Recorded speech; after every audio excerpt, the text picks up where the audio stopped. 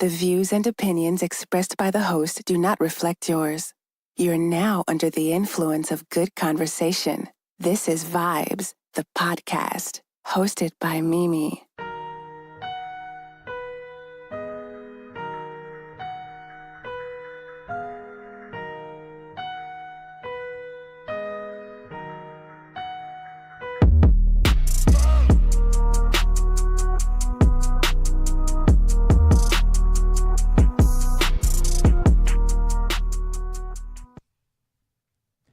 What's up, y'all? It's me, Mimi. It's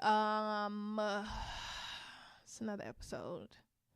I should sound more excited, right? Because this is my podcast. Hey, y'all, what's up? Welcome to another show. Whatever. Y'all, we got new guests in the building. So we're here. Before I tell y'all who the guest is, I'm not going to tell y'all. He's going to tell himself. But I still want to say, I was trying not to be petty. But fuck you to the last guest who still never showed up. I'm not going to say your name. Because that type of pettiness does not live inside of me. Do you remember his name? No. Exactly. That's why I'm not going to say it. So why are we bringing him up again? Because he didn't show up. He didn't call. He didn't text. He ain't sent a fucking bird.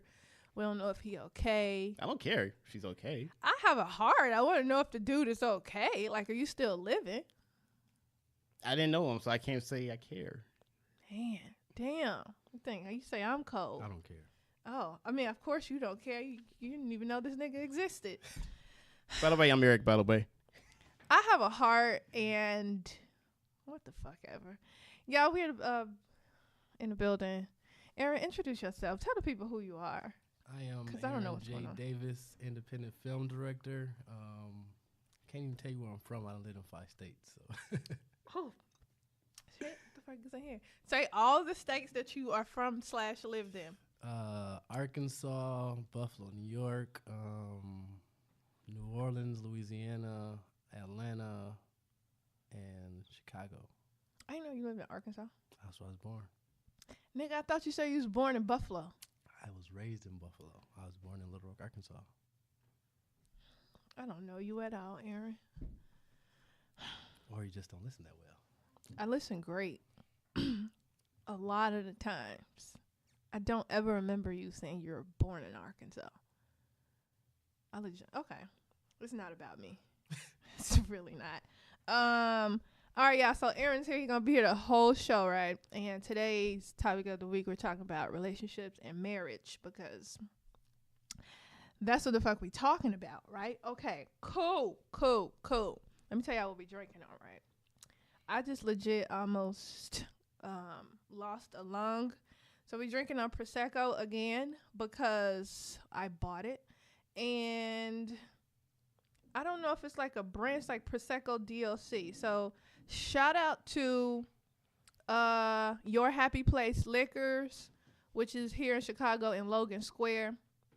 It's like a super dope I don't want to call it a liquor store because it's more than that. So they do tastings there. You could do beer tastings, wine tastings, bourbon, tequila, whatever they have out. They do private events. They also do like cigar. I don't know if you could taste the cigar, but whatever people do with cigars. So it's Your Happy Place in Logan Square. So that's where I got this Prosecco from. They always have like top notch stuff, but it's also like at a reasonable price. And then I'm also going to be drinking on this Hickster American Cream Ale beer because I wanted to try a new beer.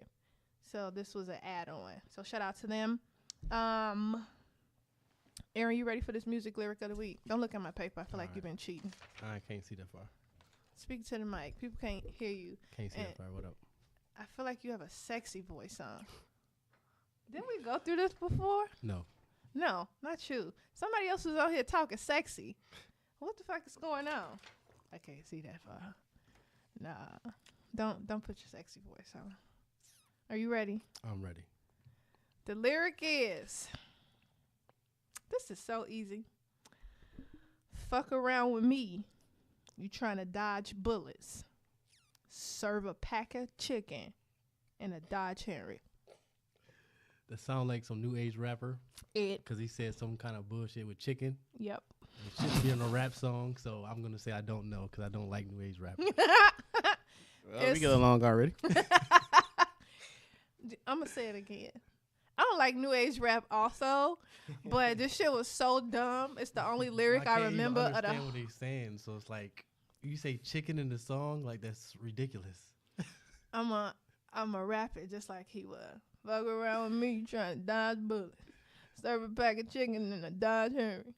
That sound like 2 Chainz, but I No. don't know. That did sound like a 2 Chainz voice, so you did. Yeah, that did Oh, sound my like- bad. Fuck around with me trying. It still sound like 2 Chainz. A Yeah. little bit. Fuck. I quit. But it's I not don't 2 know. Chainz. Who is it? You're not gonna take a guess. He from Atlanta. Oh yeah, that really helps. I know. Gucci Man. No. He drinks Kodak a lot Black. of lean. Kodak I'm Black. narrowing it down. I'm done. Kodak Black. How's and I that don't know if narrowing he's it from down? Atlanta. I'm giving you like hints after him. He's from Atlanta. He drinks a lot of lean. He got dreads. And he serve a pack of chicken out of Dodge Henry's.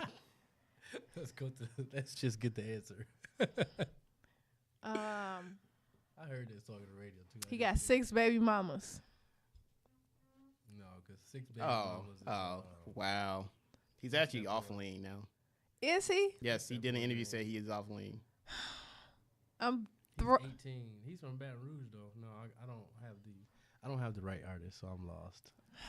It's not like you talking about Kodak Black. I want to say. I don't know. When you if he's said from 8 Baton- baby mamas, I was thinking about the boy from Louisiana. Who? I forget his name. He's like 18 with 6 baby mamas. Her dad herpes. What the fuck is happening? I don't know his name. No. This is Aaron, you just give up because you don't know who the fuck I this give is. up. You suck. It's Future. What did I say? 2 Chainz? 2 Chainz. I don't even know what the fuck the name of the song is. That's I need to write it down. What's it called? How the hell? I just said I don't like new age rap. I don't know this song. Fuck Around Me. Oh, Real Sisters. That's the name of the song. He said, I don't give Oh. a fuck if they was twin sisters. Yeah, I mean, that was like basically 3 he years said, old. yeah, he would still fuck twin sisters. Whack. I don't even remember that because Future. an artist I still work with did a freestyle over that beat. So I would not have remembered that line. That's So, the dumbest shit I've ever. Just like, I mean, all of Future's music I was is just dumb. about to say you can say that about Alright. every Future song. But enough about Future. No, I'm still stuck on this because do y'all know how long it took me to figure out what he was talking about? He's talking about serve a pack of chicken in a Dodge Henry.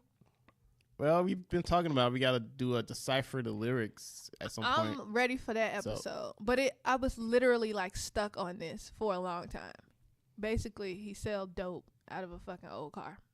Chicken is drugs. Yeah, that's the cocaine. metaphor for saying drugs. I didn't Chicken, fucking know that. I'm like, this nigga, white girl. where you getting Christina chicken from? Aguilera. Like you selling wings out of your car? No, they've been saying that for years. I don't know. I don't associate myself Rick with Ross, the people who most deal notorious drugs. drug dealer, has been using chicken turns for years. He has, and I never knew. I mean, he was always fucking talking about Wingstop, so I thought he was it's talking more- about like it's- actual chicken. It's deeper than that. Like that's one of his albums. Deeper than rap is deeper than just ring stops. Everybody is stupid. I mean, basically, that's what I've come to the conclusion of. Everybody is stupid. Rap is stupid.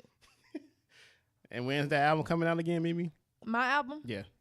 my album gonna drop like late May. I'm going in like. I got bars, y'all, so I'm finna release like this got- EP. You got 3 months to get that ready. It's almost done. You know, I don't really gotta do a lot of work. I'm about to drop this EP, right, and I'm finna shut the whole shit down. I shoot Cause music videos.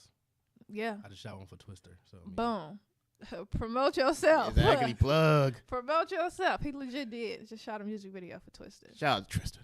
I'm finna be dropping some bars. Aaron gonna direct my music video. It's going down. So listen, I ain't gotta tell y'all nothing else. That's all I know. Y'all, we finna get into the snippet of the week. Shout out to Ness Heads.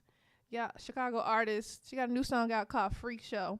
Shout out to Eric, cause I definitely forgot the name of the new song. But y'all, this is a snippet of the week, and don't forget you listen to the whole song at the end of the show, and then I put the information up in the show info when y'all know what the fuck I'm talking about. Listen to the song.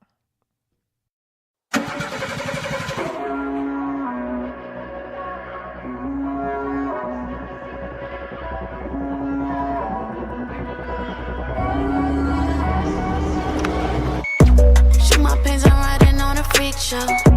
Colors dripping all over my C-slow. Moonlight painting on my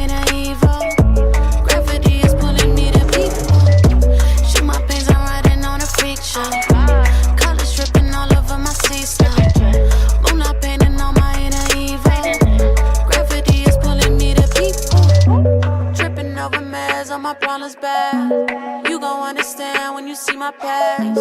Harder for my face when I'm crashing down. VVS is dripping in the Lambo. Cut me open, you gon' see the inner side. I've been flying high, trying to live my last. Harder for my face when I'm crashing. All right, y'all, that's the song of the week. Appreciate it. Nest Heads with Freak Show. That song is on Everywhere. iTunes, All your streaming services. Spotify, SoundCloud. Nest Heads, that's Ness Heads with your dumb ass, because I'm not spelling it for you. Y'all go support her music. She got some good music. I forgot my other show. My other song is called Flip 'Em Clean, so that's my other joint. All right, y'all. Let's get to some black shit. Y'all saw this black shit? I don't know black ass shit.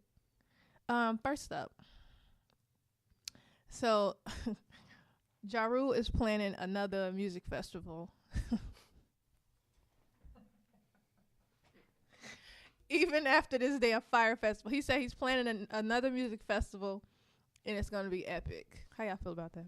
It's going to be as epic as his comeback in his rap career after that got destroyed. I feel like as long as 50 Cent is around, Ja Rule should just chill. 50 Cent is a fucking bully. This nigga bully Right. everybody. But I'm going to agree with you because 50 Cent is not going to let that shit happen. I haven't heard anything about 50 Cent, anything about the documentary since they've been out. I haven't What heard him say documentary? the whole Fire Fest. I haven't heard 50 like take any shots at Josh since all this came out. That is so true. I didn't think about that. Like you would think this the moment he could just annihilate him and he just been chill. I mean, it's something he would have had to watch also. But, you know, if you go on social media, the Fire Festival is not, like, trending. It was when it first came out. Now it's like down. So Right. I think that might have went past his head because he'll never take, like, an opportunity or he'll never miss an opportunity to That's talk true. about somebody. That's Oh, true. yeah. Especially his arch rival, arch nemesis. That's a whole different thing. But I really want Ja Rule to shut the fuck down, dude. Nobody's coming to your music festival after you did all this shit with the Fire Festival, and then you didn't apologize to people, which, I mean, I wouldn't apologize to the white people who lost their money either, but you didn't apologize to nobody about these people lost thousands of dollars, and you literally, he just said, well, that wasn't my fault. I ain't had nothing to do with that. Yes, you did. Nigga, you made yourself like the face of the Fire Festival. And then a whole brand ambassador. He gave himself a title. What's the title he gave himself? I forgot the title he gave himself, but he was like the big name, like promoting it. He was like supposed to be the big hair ringer, promoting it, getting all the guys, getting all these big artists to help come get on there. He must have been doing that. Okay. Y'all, who would show up? Who would be part of this Ja Rule concert? There's already people Ashanti. saying that they would come out and just to Ashanti. see. Everybody from Murder Inc. Yeah, But who do people really want to see, though? Ashanti. That's it. Ashanti and those guys. Ashanti and Ja Rule, and that's it. Nobody wants to see Ja I want Rule. to see Ja Rule, just Ashanti. All right, so calm down, Aaron. Nobody Just exactly. Ashanti. No, again, like, agree with Aaron That's here. it. Nobody wants to see Ja Rule. Who else is part of Murder Inc.? That was really Got it. Who had his? Well- Irv Gotti rap? No, Was he I don't like the think boss? he he's the does producer. rap. He was the producer and boss. I just remember Irv Gotti and Ja Rule. So That's it. It was They Irv had Gotti, Charlie Ja Rule. Baltimore. Anybody remember her? No, Y'all, Ashanti. y'all are terrible people. I remember Charlie Baltimore, but that's one verse off of one song. Just to bring her back for What's the name of that song? Down Ass Bitch. Wait, I wanna be your chick. Is that No, the song? no, Whose song is she's that? on that, but that's the compilation song they did for their compilation album. Is that her song? Down No, Ass that Bitch? was the whole group. No, Down Ass Bitch was a Ja Rule song with Charlie Baltimore. I don't remember that at all. Yeah, that was off his second album, I want to say. Don't even know what his second album is. But okay, didn't know he had a second album. Neither. He had a good run before 50 came and killed him. I just remember. I some was like, he singles. got a I didn't second know he had albums. Like, nigga, This was what? still my high school age, so this is what I was listening to, even if I didn't like it. Yeah, Ja Rule was hot back then. He was something. Damn, this song just popped up on like my music feed on Apple. Oh fuck! Like him and Ashanti, a Ja Rule Ashanti song or a Ja Rule solo song. No, I think it was a Ja Rule solo song. Did he have a song with DMX or nah? Possibly on his first album. Him and Maybe that DMX was- and Jay-Z was in a group together like in the early 90s. Wait, Ja Rule, DMX, and Jay-Z was in a group? Yeah, they all signed a Def Jam. Irv Gotti is like the main component of that whole thing with all three of them. What the fuck is the name of this group? I forgot the name of the group, but they had a I'm group. finna go home and do mad research. I think on it's this, C. and I I'm want to about say laugh. CMC. I want to say CMC, Cash Money Click, or something like that. That was an earlier Ja Rule group, but they were in a little group together before I guess Ja got famous and big headed. I don't know, before the Falling Out came in. Ja Rule and Jay-Z. Ja Rule, Jay-Z, and DMX. That's like 3 whole separate people, separate artists. It was the 90s. I know. There was groups back in the 90s. They had. I know, but I can't even They don't have groups imagine them anymore. being in a group together, like a rap group. Side note, I was listening to my playlist and then DMX song just popped up. This was like a playlist off Apple. And the nigga started barking as soon as the song came on. It scared the fuck out of me. Just side note. I was like, the fuck? What's the name of the song? X gonna give it to you. I forgot all about that. It come on, it's like, DMX I was was like, hot. what the fuck? It just scared Wow. the shit out of me. DMX was hot. Shout out I went DMX. from like listening to Alicia Keys to this nigga barking. That's like, a what? that's a interesting turn. Play, Yeah. That was like some called like urban throwbacks on Apple, Oh, and I just enough played said. that. I was like, what the fuck? Okay. Anywho, Ja Rule, sit down. Nobody's coming to your fire festival. will I be without my baby? I had to say that once. Nobody's coming. No, nobody's gonna show up. And if you bring Ashanti, it's gonna be like 50 people show up. That's how many people showed up to her concert.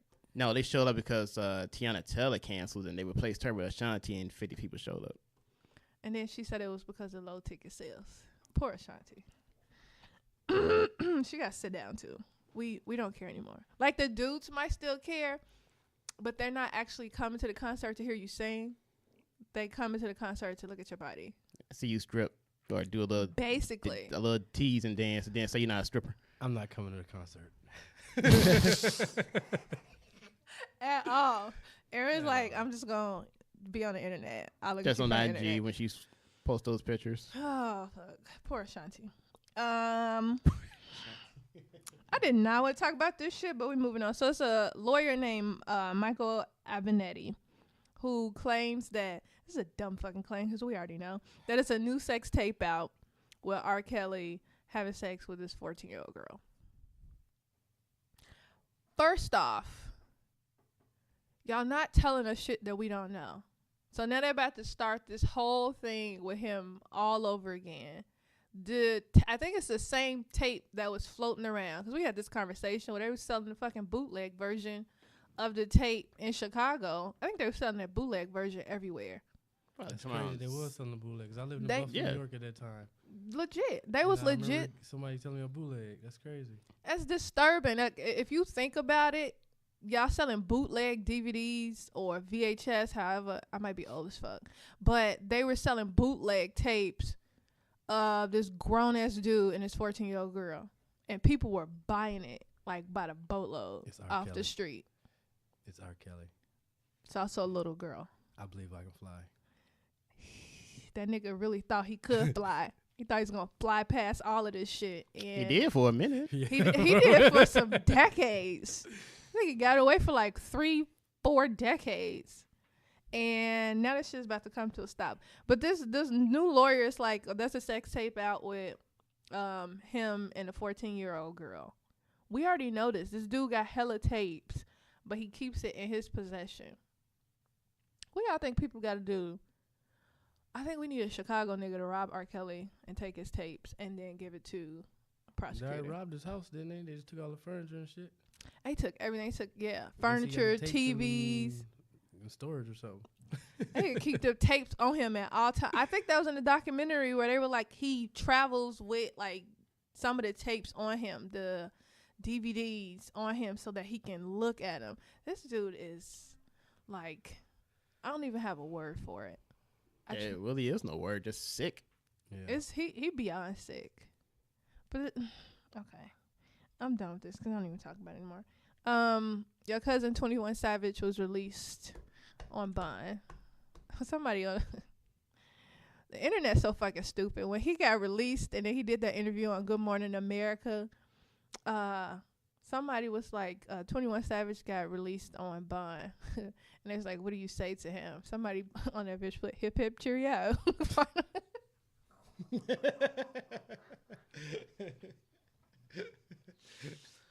Oh, the fucking internet. Oh, they was like, welcome him back home or something like that. And that's what they said. So he got released, but he was released on bond from ICE. But now he just turned himself back in on a separate charge, a gun charge. Crickets. Y'all hear that? The hell are we supposed to say? I don't even know. And gun charge. Where's the gun charge from? Stemming from? This is a separate charge, like some separate gun felony charge. Just recent, or was this like? Yeah, he just got out of fucking ICE detainment center. No, I'm like, talking about the gun charge. Is that something like? Yeah, I think he turned himself in maybe a day or 2 days later. No, I mean like in general, like what's the gun charge like? Oh, it's a gun charge recent. Yeah. I think it's fairly recent, like within the last 2 or 3 years. 2016, I want to say maybe. I think so. So Because now he was. Yeah, I think so, because I remember he had the gun charge, but then his lawyer said that he filled out his visa application in 2017 and it's pending. This is another side note. I didn't know it could take up to 4 years for your visa application, just for them to look at the fucking crazy. application. It takes up to 4 years. I guess if you got charges and stuff like 21 Savage, because if your record clean, I don't think it's gonna take that long. No, that's the general rule. It takes up to 4 years. It could or it can. It could. It could. Could. That's dumb as fuck. How? What are y'all doing? Well, visa is kind of hard. You know, certain countries don't let you in their country without a visa. So Well, no, I know that. I can see if it took fucking Russia 4 years, because, nigga, it's Russia. But this is the United States. We truly don't give a shit about a lot of things. Like, it's sad to say, but it gotta be like some other precautions or some other ways to like rule people out. I mean, you're never gonna be able to tell if someone's a terrorist or something like that without like the basic level signs. Like, okay, I'm gonna look into your background and I see you were associated with this. But nigga, it shouldn't take 4 years. That means they got 4 years in the fucking country to do all kind of crazy shit. But then you got somebody working hard. This is what I would be mad. If I'm here as an immigrant working hard, paying taxes, and then 4 years later you tell me that my visa was denied, you better give me all of my fucking money back that y'all just took out of my check. I want all my shit back. Like every penny in tax that y'all took from me. And then you better pay for me to be deported back to my fucking country. Side note. Okay. Y'all pray for 21 Savage. He's going through some shit. Like, legit. He got Jay-Z paying for his lawyer I was fees about to and stuff, say. so he fine. He good. Pay hella money for his lawyer fees. Apparently, Jay-Z took care of Lil Wayne taxes, and he's just And the hip hop guy. You ask him for a loan, he give it to you. And Meek Mill. He got the money. So AJ, holla at me, man. I've been doing music for fucking 10 years now, man. Give I me mean, if he just wants to give me some money, he can. Like, I don't want no rift between you and Beyonce. Like, I don't want you. Just fund my campaign for betterment. That's it. Last story. Colin Kaepernick reached a settlement with the NFL. Finally. That's So what's up, Cap. Colin Kaepernick and Eric Reed, they both reached settlements. out of court settlement, Yes. which What's up, I think Cap? was the smartest thing to do. I mean, they was gonna have to pay him at some point. I mean, well, yeah, but in court settlement, it would have just made it public, and then here comes all the judgment and the opinions that's Yes. unwarranted That's and honestly- unneeded. Unfortunately, that's happening already because some people are mad he took money. Nigga, what the fuck y'all think he was suing them for? That's why I'm like, what the hell y'all mad about? Right. Like, what? They're not gonna let him back in the NFL. They're not gonna hire him. It's like, okay, he proved his point. People taking a stand, and it's like, oh, okay, well, if y'all are gonna stop me from getting this bag, then y'all better pay me hella money. What do you got, 20 million? I don't know. They didn't disclose that. Everybody's saying it could be between 60 to 80 million. Actually, I think I heard 60 to 90 million. The settlement.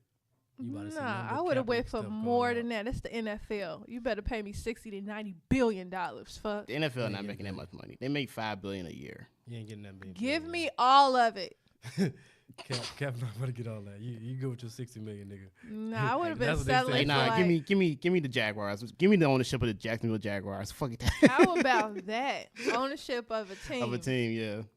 All And black in players. addition, Exactly. All black I would have coaches, did that everything. shit. All black helmets. Uniform all black. We the Raiders, bitch. Everybody taking a knee during the national anthem. Everybody. They be like singling out players like, nah, you're not black enough. You gotta go. You're not black enough. That would have been dope as fuck, like legit. Your grandmother white? Oh no, we don't need to understand. Like legit would have been dope. It's like, but I'm still black. Nah, you're not all the way black. So Well, he's not all the way you black. gotta go. Yeah, he's I not all the mean, way black. I His know mom's that. white. But That's I crazy. know That'd be I look hypocritical of him to do that. I don't Right, think right. people focus. Well, do people know that? They do. People do know They that. do. They was on People social know media. his They was on mom social. is Yeah. white. There was people on there. Smart people Somebody's know mom, that. yeah. Intelligent people who have critical thinking skills know that. No, I think But everyone knows that 'cause millennials- his mom like made some big issues. on Exactly. Well, it was talk that she did, and then it was talk that wasn't her. But yeah, about her being not fully supportive of what he's that. doing. Oh yeah, yeah. She don't count then. But I wonder if millennials know. Yo, this is another side note. I feel like millennials today are like dumb on purpose. Like the millennials But younger you gotta than you. understand. Yeah, like you gotta younger than understand me. why they so dumb. They got this right here Facts. to dumb them, or to make them dumber than what we was when we growing up. We ain't had this. We At had all. to read stuff to figure out how to catch the bus, sliding up people all on their phone like this, or just press a button and you can get somewhere. Like they But- dumb and find us with this We phone. just figure that shit out on our own eventually. Now they Yeah. just look on the phone and Google shit. Yep. Like they made us dumb with this phone. The technology made us That's dumb.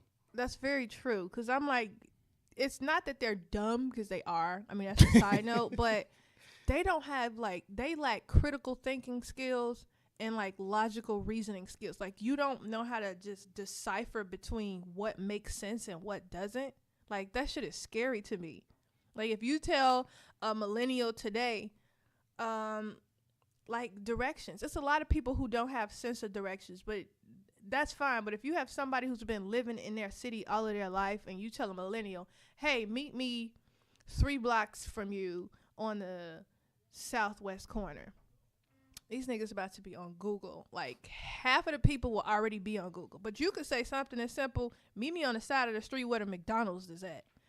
They're still gonna call you and be like, hold on, you want me to meet you by the McDonald's or across the street from the McDonald's? Bitch, I just said meet me on the side of the street where the McDonald's is at. Like, they lack so much. That was a side note. I just wanted to say millennials are dumb. And that was it, because they really are. And it's just scary as shit to me. Like, legit. That's it for black shit, y'all, because I really didn't see anything else that I was interested in talking about. So we're moving on to I Discovered, what we've been listening to for this week. I'll start myself. India Ari has a new album out. It's called Worthy.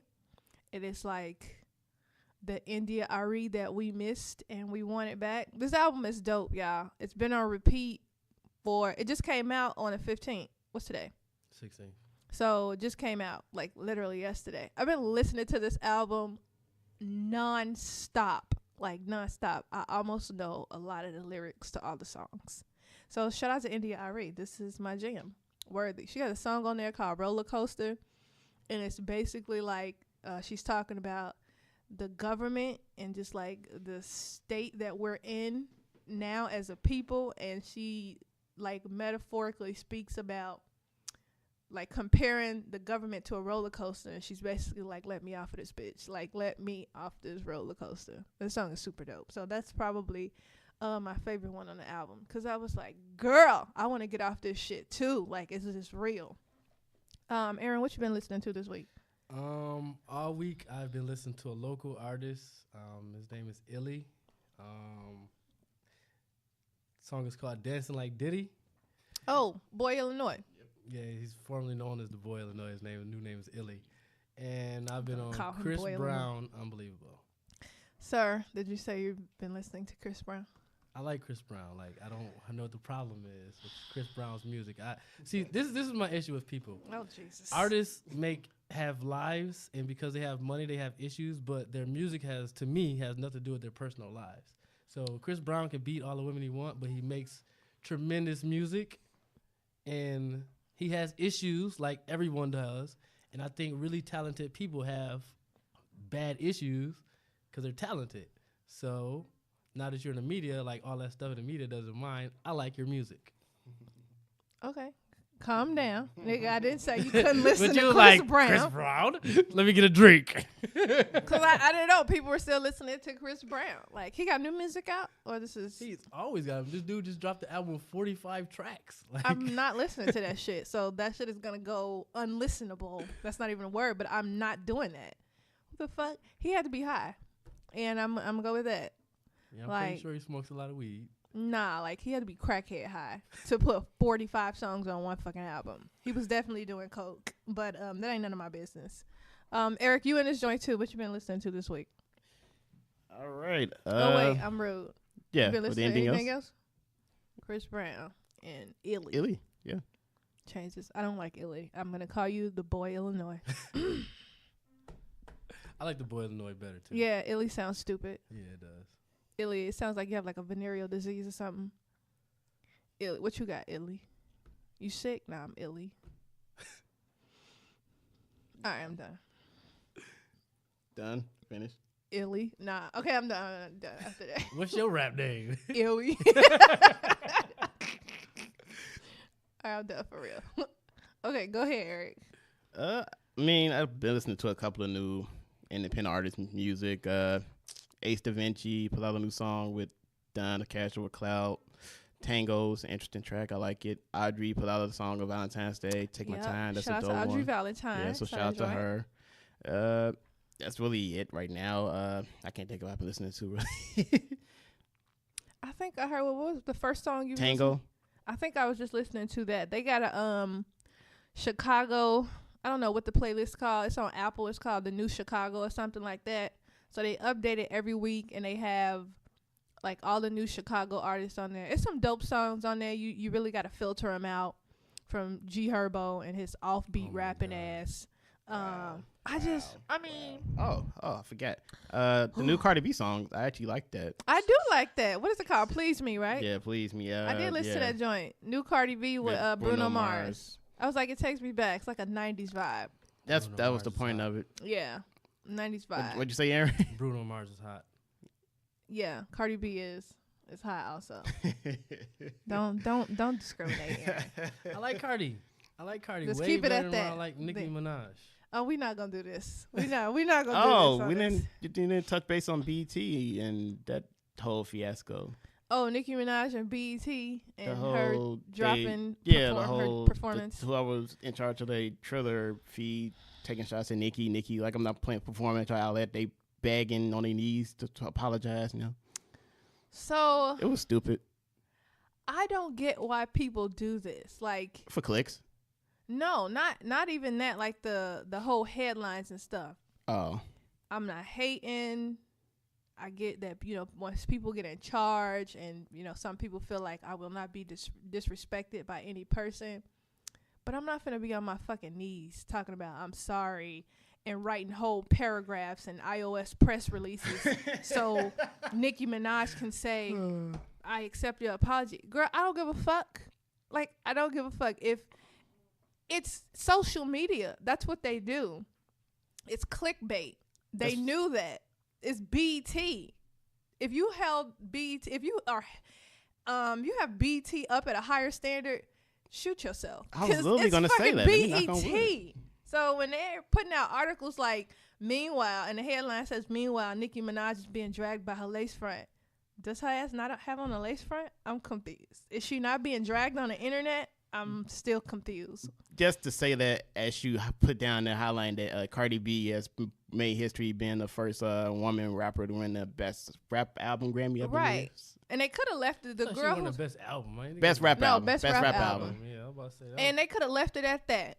But then, and I also get how the girl who wrote that story also wrote the next one with the headline. She could have left it at that. But it's the internet. They don't know how to decipher between congratulating people and without making it a competition. So I got that part. Like, Nicki Minaj was irrelevant at that point. Like, we don't give a fuck. But it's the internet, and so everybody was already doing it. So that's why I really don't know why they're mad. Like, I'm just BT. First off, it's just me. I'm not sending out no fucking long ass apology. It was ridiculous. I wish I had the statement in front of me, but I was like, this shit is ridiculous. They don't mean any of this. They're just saying it for the internet. Basically. And she's still performing. So she pulled out of with Young Money, but she's still performing separately. I didn't know nothing about the damn performance or Young Money. Like, I None of us didn't know did. she was the representative for Young Money in general. Who the I hell is didn't Young know Money that besides either. Drake and Wayne? Who the hell is on Young Money at this point? Young Chucky, I Young thought- Baby, Other Baby, Lil Baby. Jacquees. You gotta I was about to say that. no, Jacquees. he's Rich Gang. I know. I just want to throw his name out Jacquees? there. He's Rich Gang. What the fuck is Rich Gang? I don't know. That's all Baby. That's And Birdman. Baby and Lil Wayne got different labels now. So what the fuck Young is Young Money is Lil Wayne. Young Money. I don't think Young Money is under Cash Money at this point. No, I mean, he Wait, got who's paid. Cash Yeah. Money then? That's Baby. That's That's the Baby, whole. yeah. That's the whole imprint. Rich Gang is just Baby. another. Rich Gang is just So another they like got collective. subgroups of whole groups. Yeah. Yeah. It's the dumbest shit. That's what I don't Well, understand. remember when Young Thug and Young Thug was on Rich the other Gang or the other guy, I forgot the fuck his name is, another Atlanta rapper. They was on Rich Gang during the beginning, like couple of years ago. Yeah, one of my guys I used to shoot music videos for on Rich Gang. Rich I Gang. can't wait to get back down to Louisiana. So that Rich Money. I mean, because they at that point they just hand it out basically because Yeah. everybody wants a video, especially in Louisiana. I'm not gonna lie, Louisiana rappers. Although I don't know what the fuck they be saying because the accents are so. I like Louisiana accents though. They're like, "What y'all doing, Viv?" And they sound just y'all heard me. What we on, Viv? That's how they sound, Viv. Still don't know what the fuck they be talking about, but I listen to the music though. They don't talk about shit, but it's always hot music. I'm old. So this song, I think this song came out in like 96 or 97 or something. Josephine Johnny. You know that song? A little bit. Josephine Johnny. Lord have mercy. That's my jam. They had me listening to that at Jackson State, and I felt like I Were was you from doing New the Orleans. Johnny? I was like Josephine Johnny. See, I remember Lord the dance, have but I don't mercy. remember See, you know that shit. You know that shit. I was like, what the fuck are you talking about? Josephine Johnny. They got a street named Josephine Johnny, right? Wow. All right, shout out to New Orleans because they on a different level of shit. Hey, yeah, Mardi Gras is about to take place soon, March isn't it? 1st. I was like, Mardi Gras happened. No, it switched this year. Oh shit, who went to Mardi Gras? Aaron, you going to Mardi Gras? No, I'll go next year. I haven't been to Mardi Gras since like 2011. I'll go when I'm living there. I'm not about to fly. That down would there. make sense. Yeah. Can we do a road trip? Like, well, Aaron's already gonna be living there. So we got the coming to location to stay at. Boom, for the free. Got liquor and weed too. So Y'all can have the weed. I don't want no parts of that. those are good with me. I don't want no parts of that. I do not enjoy being high, but I will drink. And it's a date then next year, Mardi Gras. Oh yeah, we should do a podcast for Mardi Gras. Trying to do the podcast at the All-Star game next year. It's gonna be in Chicago. Is it? Yeah. I'm definitely getting chose next year then. Joe. I don't know if they still say that. I'm old. That's some. Y'all know how the hosts be out here be like, I'm getting chose this week. That's some damn UGK Texas shit. She Who about to getting get chose? chose. I did tell the people I was a reformed hoe. Aaron, you did. We're not going back to this. Have you figured We out your are. body count yet? Yo, listen. I just thought about 3 additional Good people Lord. that was not on my list. So Aaron, let You're me not about to introduce ask me my myself. safe counter. No. Yes. Yes, I am. You do not want to know. You want to tell? This is it whole double podcast digits? is taking a left double turn. digits. Yeah. I am 35. You can try triple digits. Like I am. Damn, horrible. nigga. I've lived in 5 states. Okay, that makes sense. I'm not gonna judge you then. Double digits. That's like 9. Like What the Nigga, fuck? like 10 is a double digit. What you talking about? Like 9 people is like, yo, one more, you got double digits. Like, no, I did that in 20. Oh man. Well, then I don't feel so bad about myself. But I did like remember 3 additional people that I slept with. I was like, this goes to the list. I'm up there, y'all. I'm a reformed hoe, and my name is Mimi, and I'm a reformed hoe, and I'm not embarrassed about my past. I am. I don't do those things anymore. Aaron, what's your body count though? You know, when I was 25. Is it 121 When I was 25, I made a list, and I was at like 60. I at was 25? So I'm I 35 now. definitely don't feel bad. So you at like 120 right now? I'm not going to give you a number. I'm just going to let I you know. just said stopped he at counting. one. I just doubled that. If you at 60 at 25, then you at 120 right now. And I'm just not happy with my body count. But You better embrace your body count. Women throw it at you, and it's very hard to be like, no, you know, I want to be good. No, you know, you're going to throw it. I'm Randy Moss. I catch everything. Oh, okay. I'm not Randy Moss. I mean, I used to be. I was catching bodies. I was a hoe. It's So cool. funny with that. It's cool. You know, I know who I was. Back then, the hoes did want me. And now that I'm hot, they don't want me. That's not true. They do want me. Like, I still got hoes. But I don't have hoes. That's not the point. Y'all, that's not what we talking about. This podcast took a whole left turn. Where else you can get this conversation, though? It's just a lot of hoishness. Tune in next week. Going on. She'll have 3 more You people tune to add. in next week. I'll tell y'all my body count. I really won't. But Until I next might. week when she realizes she has more.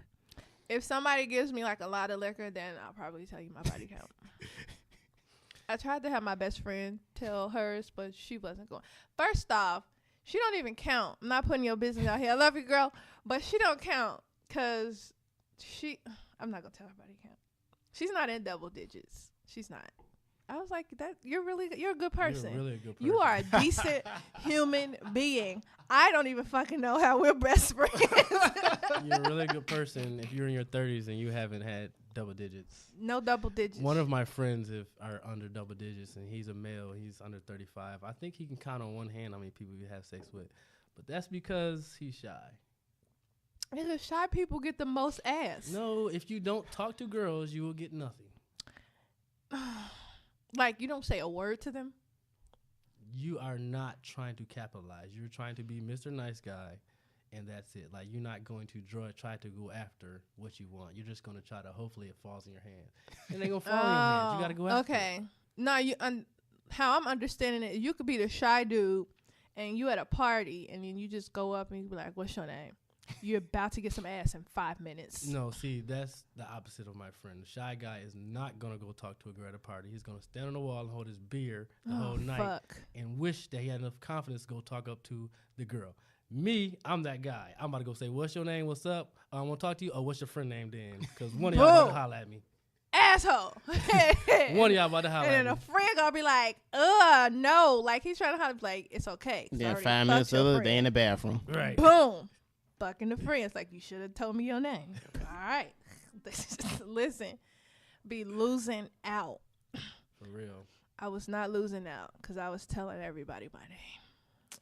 Just shooting your Whole shot, Mimi. status. Just shooting your shot. I was definitely shooting my shot. You was out there shooting like Kobe. Listen.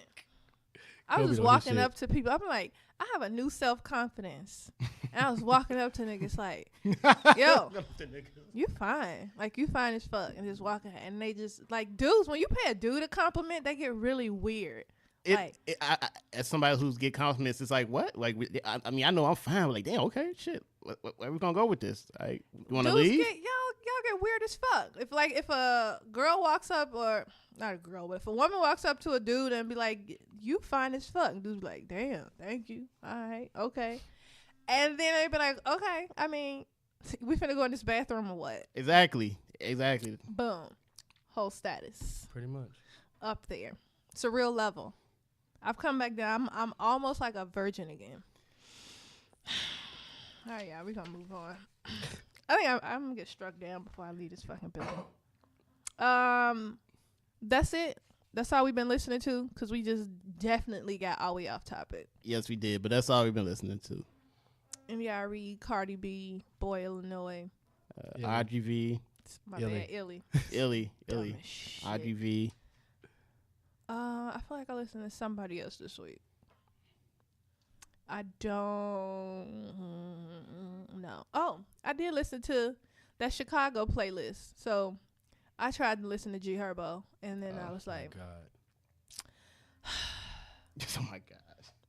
I don't even know how I got through the song. He really, so some it's a New York podcast I listen to. I can't remember which one it is, but this is how they describe him, as the Chicago rapper who raps off beat. And I legit was laughing for 10 minutes, because if you listen to a G Herbo song, he never raps on beat. It's so true. It sucks. I was like, who the fuck? How? Yeah, my name's G Herbo. I like Swervo. nasty girl. I like nasty girl. Lil Face nasty girl. What's a Lil Face nasty girl? R. Kelly type girl. Wow. Is it the he is just it don't the, wanna say it. ill-advised wise guys that's not- podcast? That's not funny. No, it's all good. It's either the Melanin Levels of Melanin podcast. I think that's what it is. Shout out to them. All right, y'all. So we're moving on to the topic of the week. Aaron, you ready? Because it's what you want to talk about. I'm ready. Y'all, topic of the week is relationships and marriage. And we're gonna kind of focus on it didn't work out. So here's what I noticed. So for this last month, I have had 4 of my guy friends. It has been really weird. Contact me about marital problems, right? And they're asking me for advice and how do they handle stuff.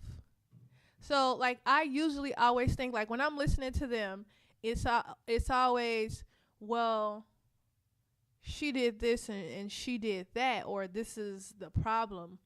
But I've still not heard, like, when did the problem start? So that's kind of my first point. If we talk about relationships and marriage, and Aaron, you can kind of get into this, like, if you talk about relationships and marriage and the problem, first off, let me backtrack. You want to fill people in, or how much do you want to tell right now? I'm telling all because my divorce court is next Friday, so Jesus I'm super happy to get this divorce. Started off, I rushed the marriage. Ladies got this thing that guys don't want to get married, but guys do want to get married. But the fear is that you ain't going to have sex when you get married. Oh, God. And it's the damn truth. It's the truth. You got to work harder for the pussy when you get married than when you ain't. It is crazy. So when did the problem start? The problem started by me rushing to get married. So then once we get married, we rushed. The person's comfortable. See, you got a man providing. I'm going to interrupt you real quick, right? So you got to tell the people, how long was it before you was dating until you got married? 7 months. 7 months dating, and we got married. I popped the question after 4 months. Oh.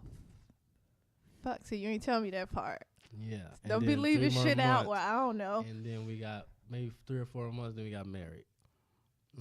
But there's a lot of problems, clearly, why we're getting divorced, why we're getting married.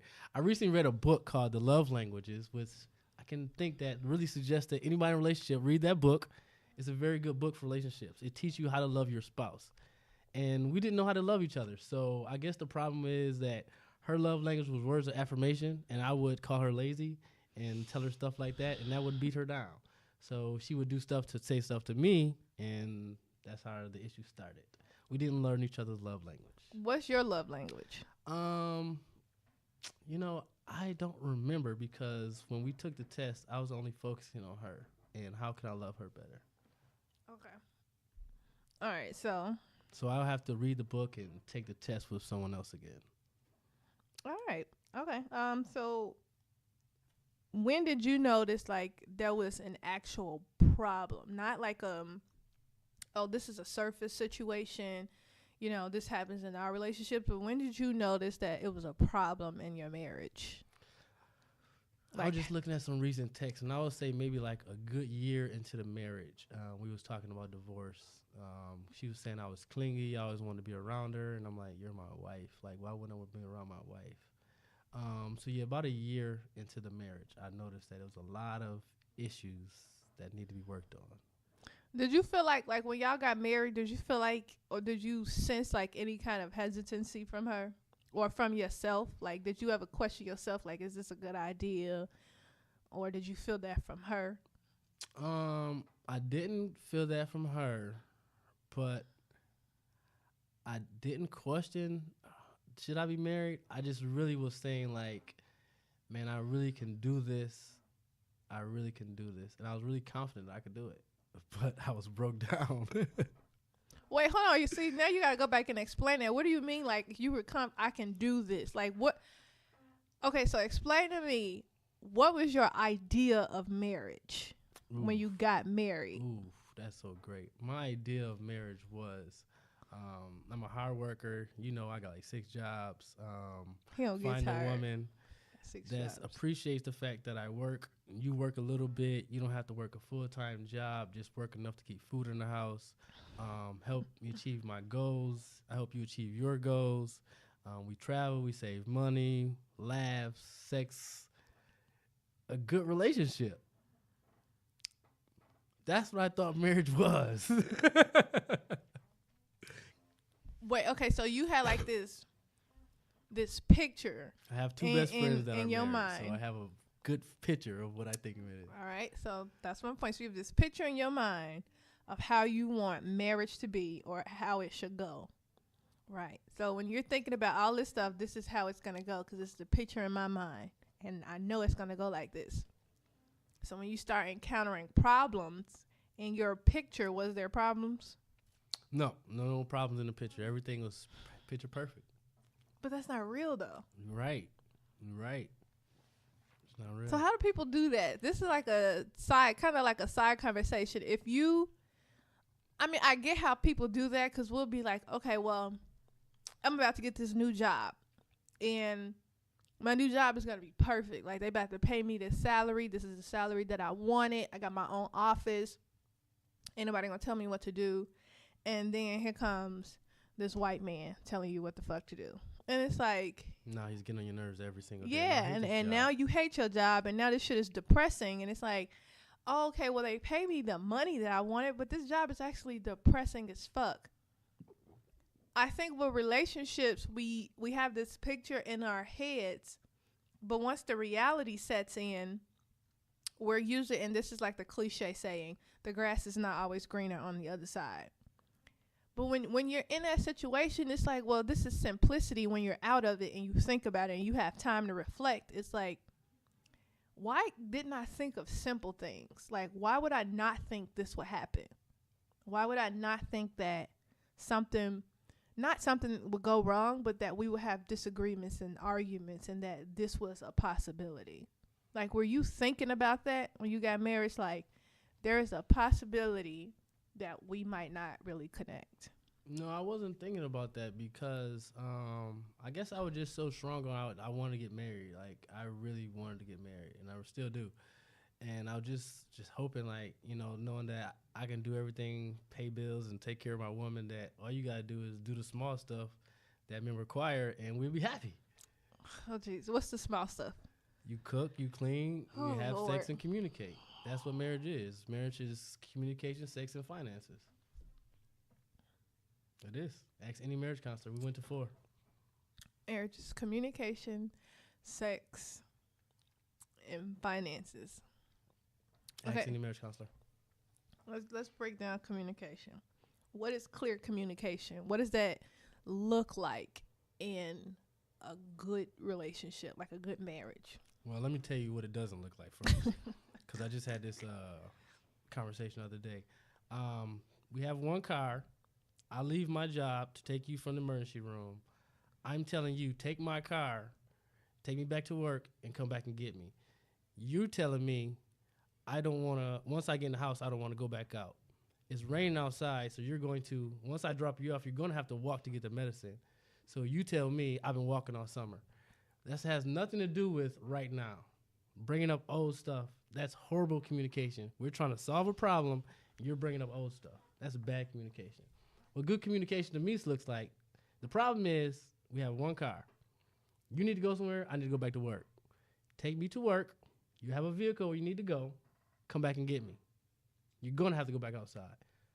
Good communication is, that sounds like that's a good plan, because I do need a car. I do need to make some runs. I'll drop you off at work, and I'll come back and get you. That's good communication. It's a simple plan, simple yes and no, but I'm going to agree with you on that one. bad problem is the ex-wife wants to bring up some shit that happened in the summertime, and we're going to a new summer. Like, stupid. But we had this conversation. This is like a side note. So we had this conversation before, and I told you, like, with women, surface conversations are always deeper than what we make it. So I could be talking to you about, yeah, no, I don't want to go outside again because I've been walking all summer. But the problem really is you said some fucked up shit to me 7 days ago, and I still haven't forgot what you said to me. Well, And then that kind of goes into bad communication because it's like, you're not telling me. You're not telling me that. Here's what I want to know. I'm still trying to figure out, like, the wiring of a man's brain. It's like, as women, we expect y'all to know what's going on with us. Like, okay, we had this argument 7 days ago. How do men, like, deal with arguments? Like, we have an argument 7 days ago. Do y'all get over it the next day? Or are y'all still thinking about it? Or how do y'all, like, deal with arguments? It just depends on what the argument is. The argument is something like, let's say like that, the car situation, I'm over it the next day. Like, I just say you clearly ain't thinking the same way, and I just need to get over it. Just depends on the man too. I'm not the type of person that'll harp on anything. Like, if it's over, it's over. Like, I'm not trying to bring up anything bad. Like, I don't like to live in the past. So I can say, like, it just depends on the type of man, because me, I don't hold grudges. I'm not going to bring up anything that we did last year to hurt you. Like, that's petty. That's stupid. I can get petty if I want, but I prefer not to do that, especially in a marriage or a relationship, because that causes issues. What's the longest you've held a grudge? Ooh, see, I don't really hold grudges. And like in a relationship, it can be short if you don't hold grudges, then you don't. Let me see if I have hold a grudge with this girl. Nah, I can't say I really held a grudge against her. But what's the longest? Like, if it's been like a day, 24 hour, that is a day. Fucking stupid. A few hours. Jeez. 'Cause I feel like we all, if you're in a relationship and something goes wrong or you have an argument, there's definitely like a little bit of, I'm holding this grudge. Whether that shit lasts 30 minutes and you're out here thinking, man, I hit her with my fucking car. She talking crazy. I would say my grudges are less than 48 hours, because I'm going to get mad. I'm going to get real pissed off. And then I'm always laughing. So something's going to make me laugh. And I'm just going to be like, you know what? This shit is stupid. Yeah. This is stupid. I don't even know what the fuck I was mad. Okay. I have to like really think about that. I'm kind of like you. I don't really, if I'm in a relationship, I don't hold grudges. Outside of relationships, I used to be the person that held a grudge. Like, I'm a Taurus. Bullhead. Like, if you read like the sign of a Taurus, it's like Tauruses can hold grudges forever until they fucking die, which is like legit true. But I'm like growing, so I'm not that person that I used to be.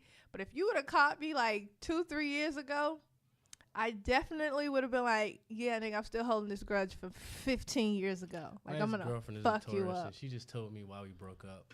Fucking, let me see, my son is 13 years ago. Oh God. I'm like, yo, how the hell do you remember that? Like, what the fuck? Women hold grudges. Like, we legit will. Now, this is separate. There's probably one grudge I will hold, because even though like I'm better, that I can't. This is the same person. If I see her in the street, I'm fucking her up on sight.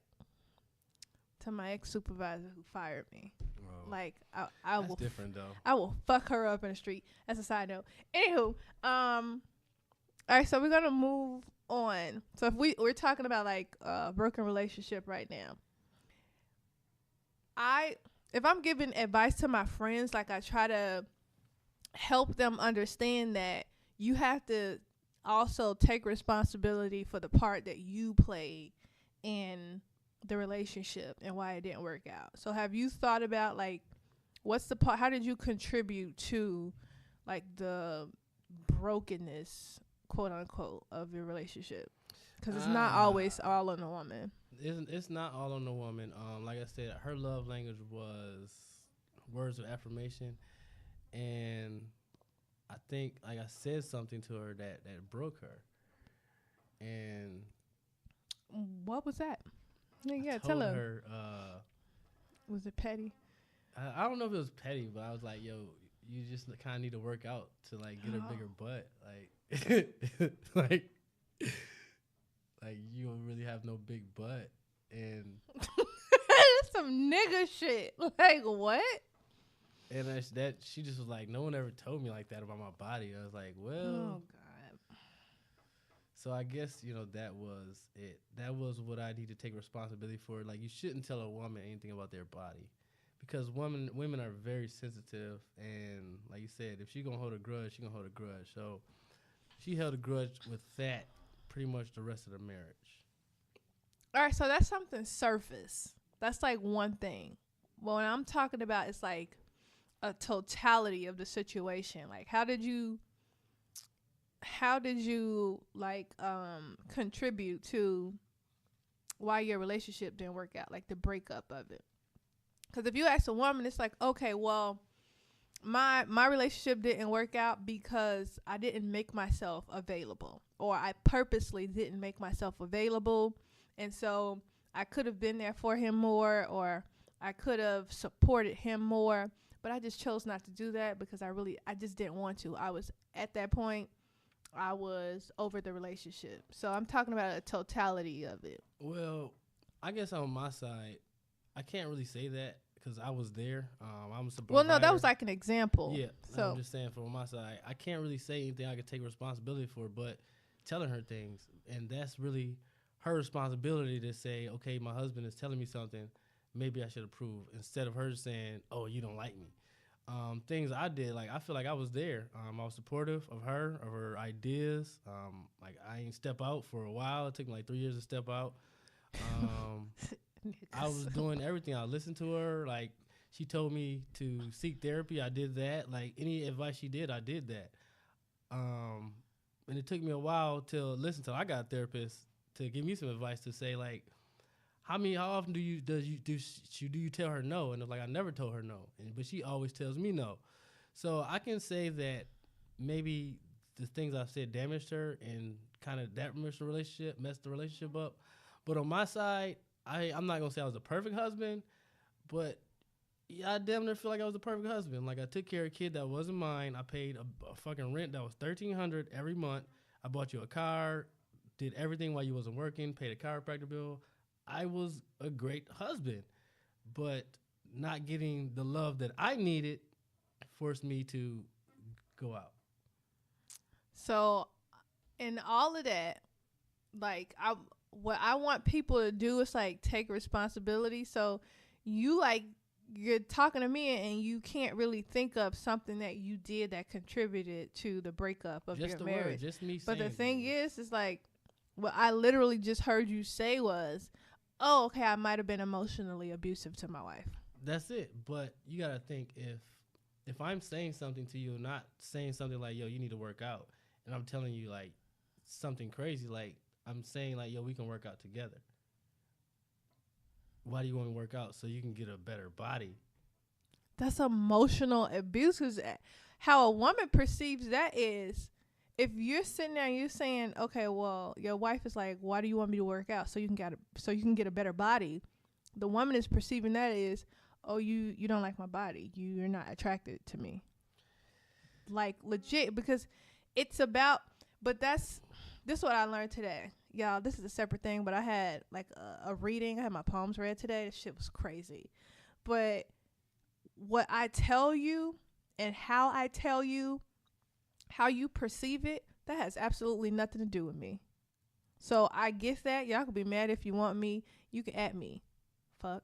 But if I'm telling you something and it's real and it's honest, how you perceive it, I can't help that. I can't go back and say it a different way. I mean, I can, but I'm going to choose not to do that. I'm not going to say it a different way so that your feelings are not hurt. So I get you on that part. Like, you probably didn't know that you were being emotionally abusive. Right. I'm just trying to tell you what I want. So there you go. And that's how it was perceived. I'm not knocking and saying that an Well, I already emotional know that's how abuse it's is not perceived. real, because it is real.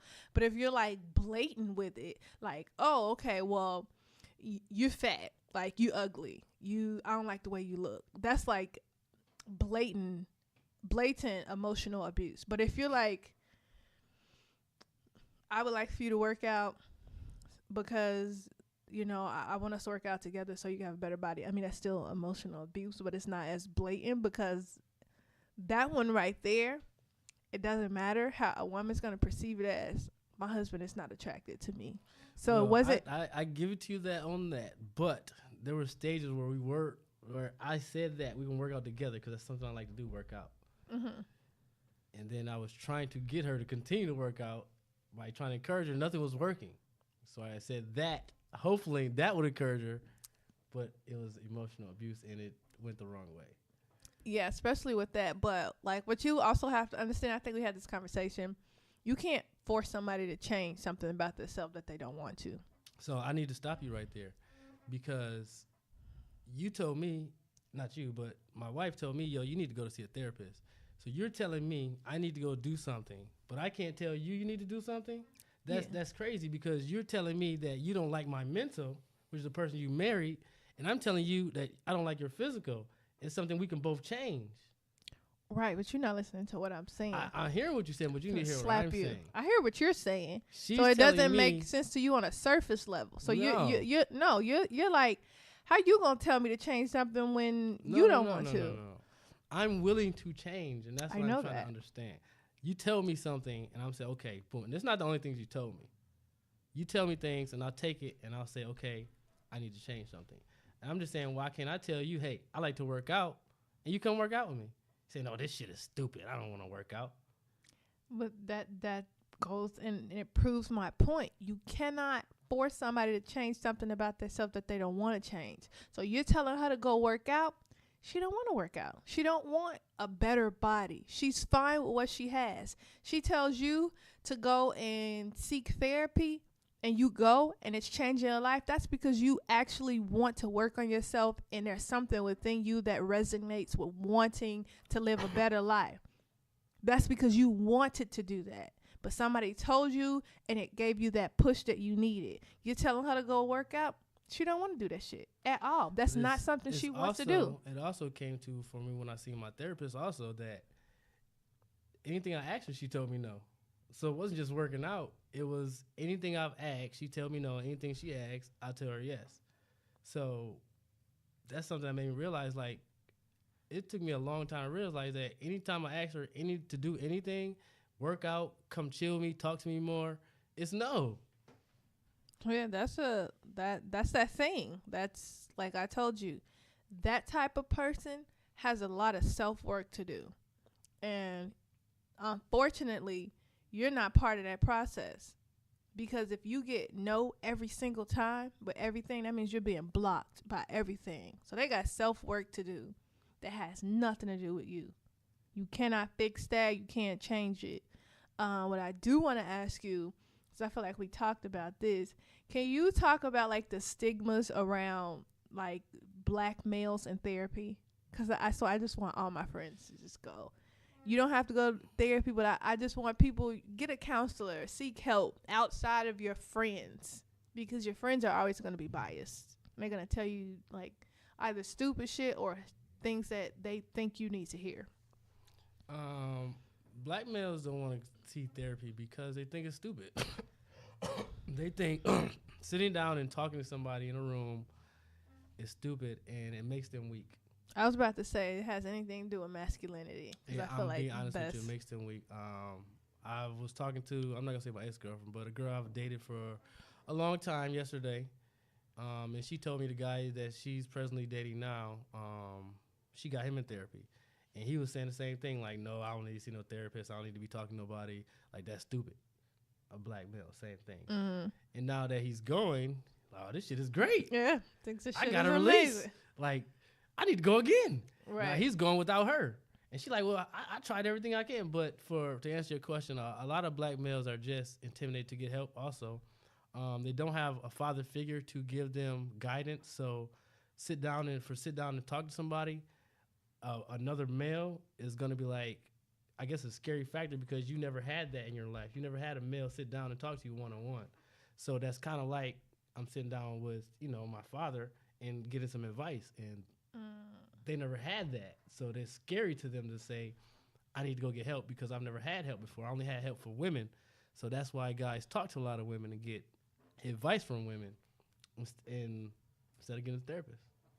I had never thought about it like that. Like, on a level of talking to a therapist, if you have a male therapist, it's like talking to the father who never wanted to talk to you. That's deep right there.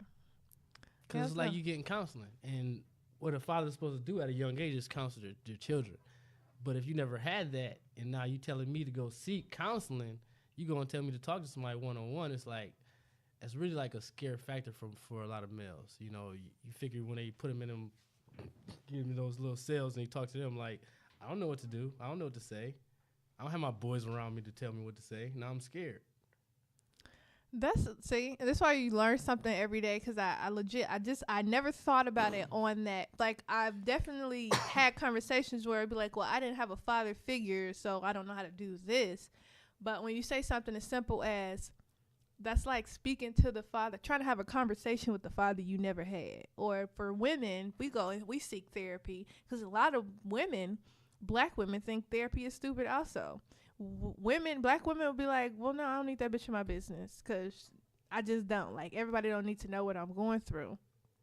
That's like women who have bad relationships with their mothers. It's like, oh, you want me to go and sit down in front of this woman and tell her all my business? I don't even talk to my mama like that. Why would I talk to a therapist like that? So now I have a different way of thinking about that. And kind of like going into my next point, speaking of like being scared, what is the scary part? Or are we scared like when we rush into relationships? Like, what is rushing into a relationship for you? Actually, all my relationships are rushed. Like I said, I've been talking to my therapist and kind of analyzing my relationships. All my relationships because we have had sex. With the girl I'm dealing with, and now we're having sex again and again, and she's like, well, what are we doing? I'm over here all the time. So we're in a relationship. Unwanted to be in a relationship. 9 times out of 10, I ain't like the girl. I've only liked maybe 4 women in my life, and those 4 women I have never dated. We've only been friends and trying to get to that dating mode, and I fucked it up before we got to that dating mode. And my therapist told me because there's a lot of pressure because you really like the girls, and gotta do better. Wait, okay, so now I want to break down everything because I just want to know what's like pressure for a guy. Like, if you really like a girl and you haven't had sex with her, so it's not that the relationship is already broken. What's the pressure part? The pressure is, like I said, I believe that all males want to get married. So the pressure is, I found this girl I really like. I don't want to mess up. I don't want to mess up because I really like her. And I get the pressure is me doing something dumb, me saying something, me doing something that I usually do with the other girls, and I lose the girl I really like. Because I have girls that I deal with all the time, and I don't like them. So I can say anything I want to them. I don't give a fuck if you don't come back. But when I have a girl I like if she don't text me, I'm like, dang, I don't know if I should text her first. Like, it's pressure because you don't want to lose the girl.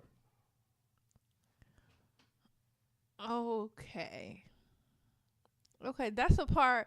That's things like I how do I word this? So the type of person that I am, because I was having this conversation today when I was having my poems read.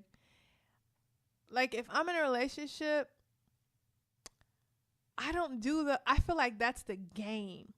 Like, that's something that society has put on being in a relationship.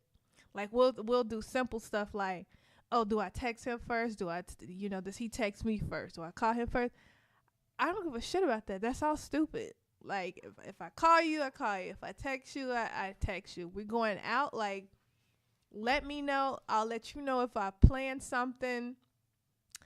I feel like it's not even a thing of today. Like, I can't even put that on millennials because this has been going on for forever. But, like, I guess my question is, why do we put that on each other? Like, there's not too much of being genuine now where it's simple. Like, oh, okay, I'm going to text you. I'm going to call you. Do you want to go out on a date? Yeah. Okay. Well, where you want to go? Here. All right. I'm going to meet you there on Friday. Why is it not that simple anymore? I mean, it is that simple, but It's not. Because everybody be like, oh, he ain't text me in 3 hours. I text him, 3 hours ago. I'm finna run up on his house and because he must be cheating on me. It's like, bitch, what the fuck? What is wrong with you? And it's the same thing with dudes. Oh, hell no. She didn't respond to me. I see she read my text. Like, well, I guess happening? you got. I guess I can say like this.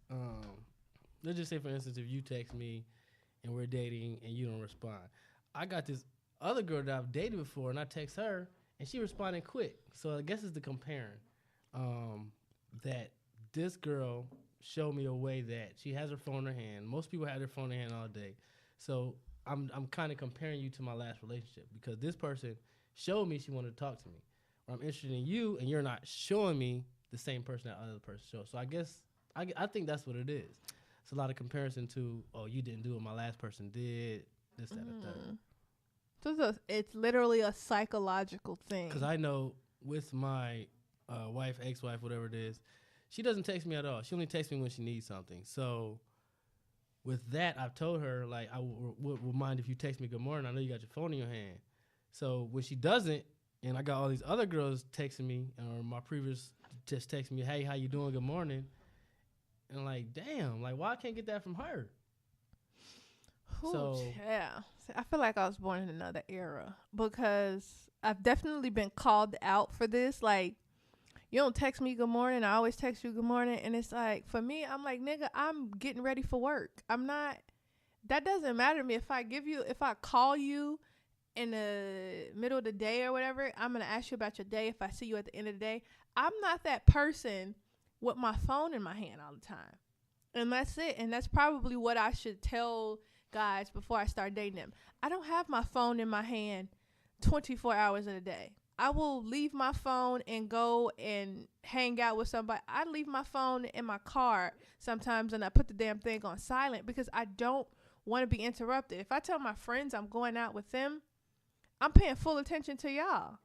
So I've been in a relationship where I've literally left my phone in the car so that I wouldn't be interrupted. And then I come back to my phone and it's like fucking 10 text messages. And I'm like, and 2 voicemails. And I'm like, well, you nigga, have I'm to not understand dead. exactly what I just said. That I was dealing with a girl, not you, just saying the person you No, dealing I get with. that. He was dealing with a person that if he texts you, she's gonna respond, and that's the kind of communication they want. And when you're dealing with that person, it's like, damn, this motherfucker ain't texting me back. It's been an hour. Like, what the fuck? She must know you feeling me. That's why I said I feel like I was born in another era because I gotta connect with somebody who's just like, oh, she ain't text me back an hour. She'll respond to me eventually. Like, I'm cool with it. I know she'll get back to me. That's how I am. If I send you a text message and you don't respond to me for 3 hours, like, well, shit, he probably got something to do. Yeah, it's like people take this type of stuff far beyond what it needs to go. So that's what I'm saying. Like, that whole aspect of this person responded faster than you, that's a whole psychological thing because I feel like a lot of people, men and women included, will be like, oh, well, she or he responds faster than you. That means they have good communication. Then you get in a relationship with them. They don't talk to you at all. They want to text everything. Everything is over the phone. So what you've perceived to be good communication is a terrible form of communication. Like, you only know how to talk to me if you're on the phone, but you won't talk to me in person. I hate that. So that's what I'm saying. Like, that whole thing is crazy. I think we could like legit have a whole fucking 5-hour conversation on marriage. My last question is gonna be, is there something that you feel like could have been done better on your behalf in your marriage? Like, do you feel like if I did this, it would have worked? I'm gonna say you gotta understand two things. Some say yes and no. All right, I'm gonna say yes if I think I would have maybe read that book first, read the love language first, maybe went to marriage counseling before we got married to understand how we need to communicate with each other better, because communication is very important in a relationship. I think that would have did better.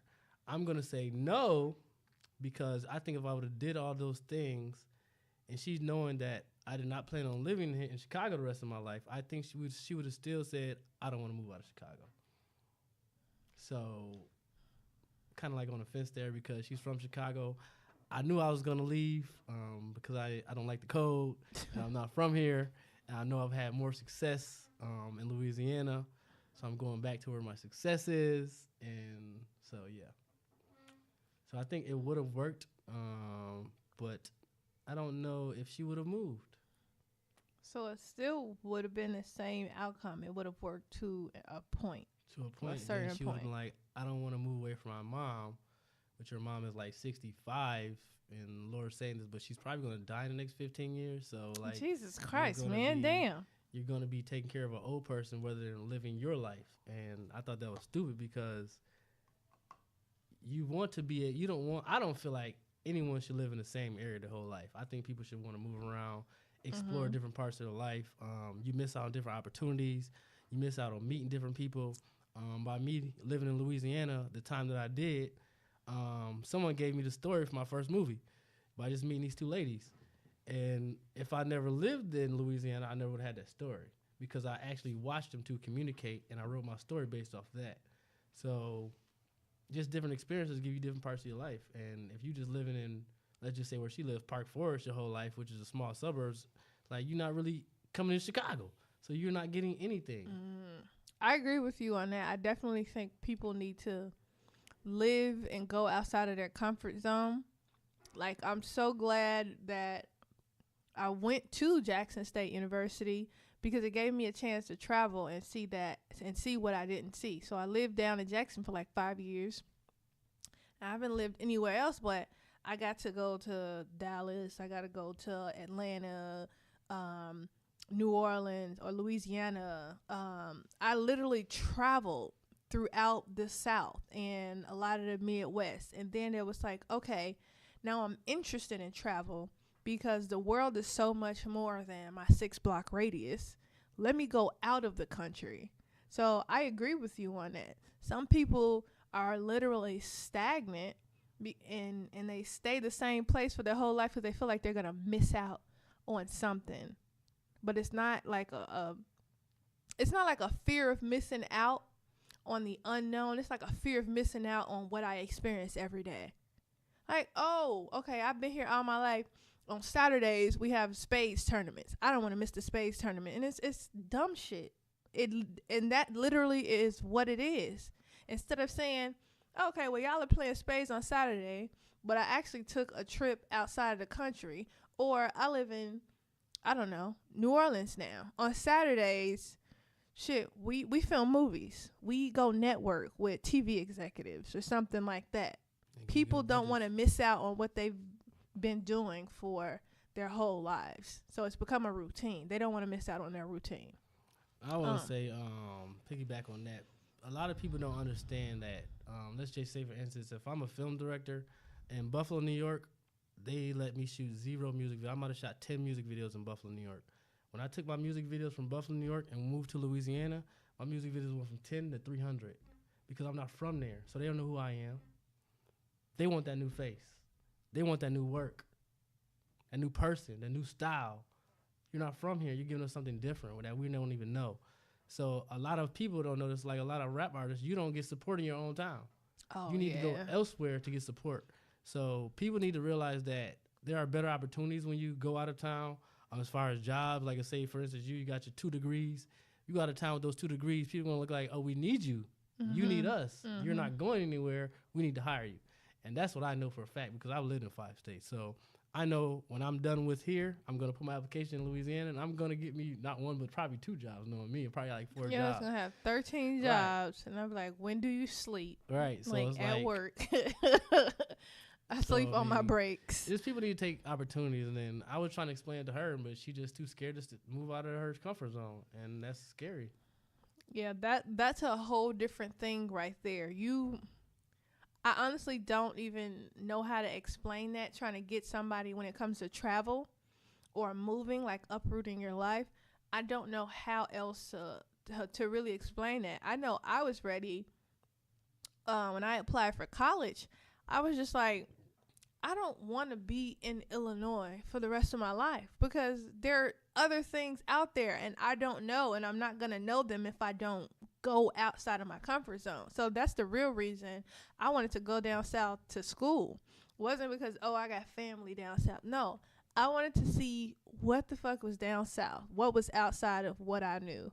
And I went down there, and I tell people all the time, I would not change my experience for anything. Like, you cannot pay me a certain amount of money. You can't do anything. I would never change that experience. So, and that's why I'm like, my ultimate goal is to move somewhere in the South because I experienced it. And the South is like who I am. That's like who I'm supposed to be. I'm supposed to live down there. Like, that's my vibe. Black living people South. ain't supposed to be dealing with this code. Listen. Dead ass serious. Like, we need the sun. We need the sun year round. This code. I is mean, not I do for need some us. sun in my life. This Chicago shit is stupid. I've been here my whole life. I feel like that's a lot of Chicago people. We've been here our whole life, but at the same time, there's a lot of us that's still not used to this shit. How can you be used to negative 18-degree weather? Like, No, what the this fuck shit is was that? like negative 52. I was like, the dumbest shit I've ever heard in my whole entire life. Like, that's a whole different thing. Yeah, but that's it for topic of the week, because I swear to God, we'll be talking about this forever. Aaron, I do have a question to ask you. Like, one other question. Probably going to only ask you this one time, like, ever, for the rest of your life. Can you do me a favor and stick your hand in my box? Yeah. I just want to let y'all know I am very perverted. And Mimi just told me something, and I was like, "Oh yeah, on the table." Stick it in her box. I love sticking it in a box. Get the fuck. Y'all, just stick your hand in my box and stick. That's not what it's called. It's called in my box. Aaron, you got to answer 2 of the questions. Answer them honestly. If you don't, you got to cash out me $500. It go up. It ain't even $5. Nah. How This- petty this- is too petty? Oh, How can you good answer question. that? You can. Like, what? How petty is too petty? So let's start here. I'm gonna give you an additional question. You gotta give me an example or something. No, what's the pettiest thing you've ever done to somebody? The pettiest thing I've ever done to somebody. Oh shit. So don't be mad at me, y'all. So all right. So I was on a date one time, and I really liked this girl, and I was liking her for just because she was pretty and she had a bad body. And every time we got together, she'd just be on her phone all the time, and she would never communicate. And I'm like, damn, I'm taking this bitch out, and she's just on her phone. She don't know what the fuck she's doing. And like, we at a table, and I'm talking to her, and she just I said, fuck this bitch, man. I said, you need to get rid of this girl. So I went to the bathroom, and I walked out the fucking restaurant. She texted me while I was at home. She's like, where you at? I was like, I'm at home. Where the fuck you texting on your phone? Keep texting them or telling them to come finish dinner with you and pay the bill, because I'm at home. That was too petty. Whew. That was too petty, but I probably could have told her, like, yo, you need to stop texting, or I probably could have just, but I just left that bitch at the fucking restaurant, and that was petty. All right, so that's an example. Now, what's too petty? That was too petty. Like, you should have left her at the restaurant. You ain't telling me It was shit. no Uber. Back then, it wasn't no Uber around or nothing. Like, Just you got to went to call the a friend. bathroom Like, you just and fucked up. left. That is definitely petty as fuck. That is I the mean, because pettiest I thing feel like ever done I've in my walked life. out on a date before, but they knew I was leaving because I'm like, okay, I'm done with this date. Your ass went to the bathroom and just like didn't And really then go. she was like, I didn't even say I was going to the bathroom because she was texting on the phone. I was Right. just thinking like, yo, I can sneak out and she ain't gonna know. So I got up and walked out and she was still texting.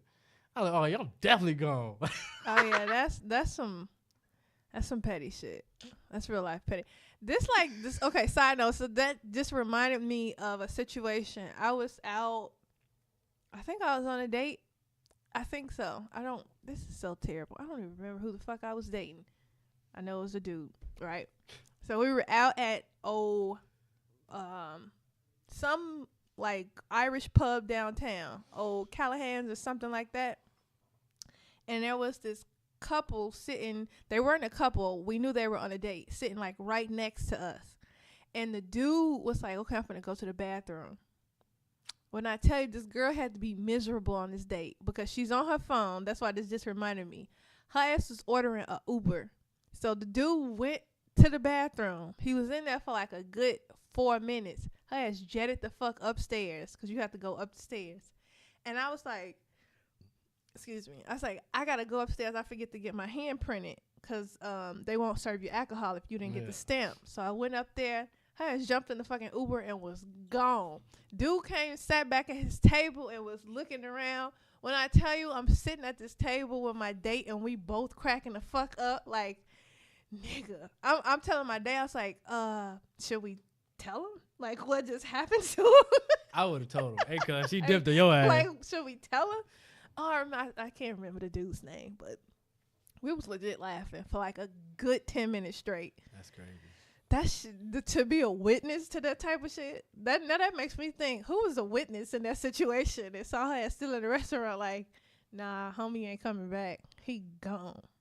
All right, shout out to all the people who been ghosted on their dates because y'all are a piece of shit. I did that in my 20s. I wouldn't do it again, though. That was so Like, bad. completely ghosted the fuck out of you on your date. All right, Aaron, you got one more question. Stick my hand in the box. I do not like sticking my hand in the box. If you could stick your whole hand in somebody's box, your box is too big. The end. Go get some help. What is up with this petty shit? You keep answering and getting all the petty questions. Is there a statute of limitations on pettiness? I kind of go back. Yeah. Is it? When do you stop being petty? Like when does it get to a point where you're like, if you do something else, I'm probably gonna fucking hit you. I guess if you just done with the person, yeah, I guess if you just done with the person. Me and my ex,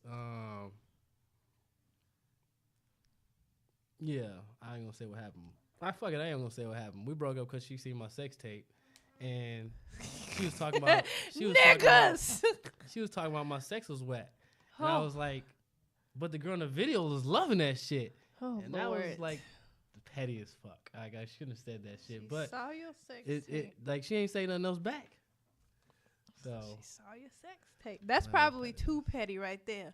When you make a sex tape, and then you talk about it, yeah, that's too petty. but don't be coming at my, In a my sex relationship, game. Oh, that's the 'cause you statute mad. of limitations right there. Yeah, don't come at my Don't call sex my game. sex whack. If you done seen me perform on tape and Oh, motherfucker was God. loving that shit. And you just in mad. your mind. So we got a statute of limitations. It's right there.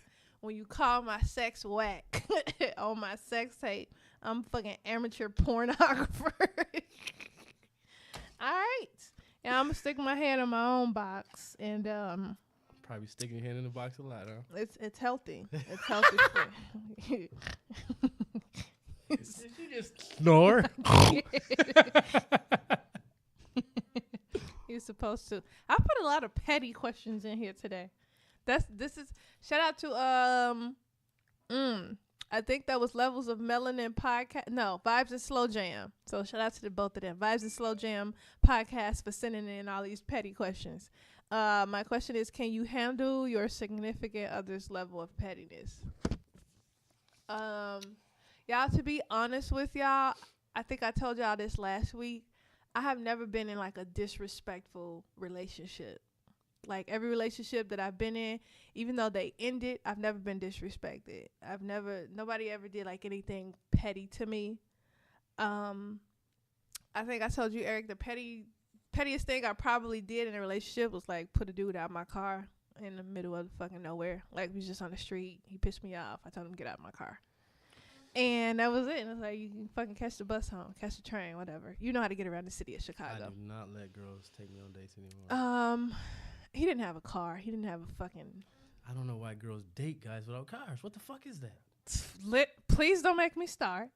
Please don't make... That was me compromising and saying just because he doesn't have a car does not mean he's a terrible person. That was my thing. He was a decent human being, did not have a car. Women. That's all I need to say. That's it. So I can't really answer this question. So you need to cash at me 500. Nah, I'm finna make up an answer in this bitch. Cause I forgot about that. Can't handle yesterday. Okay, I lied. I think I said this. So we weren't like officially in a relationship, so I can't be super mad. But I was like dating this. He should have known by then. We was fucking for like 9 months. I had a talk with you. So the dude stood me up. We supposed to go on a date. I'm literally in my house, sitting on my bed, like looking at my phone and my watch, like, where the fuck is he?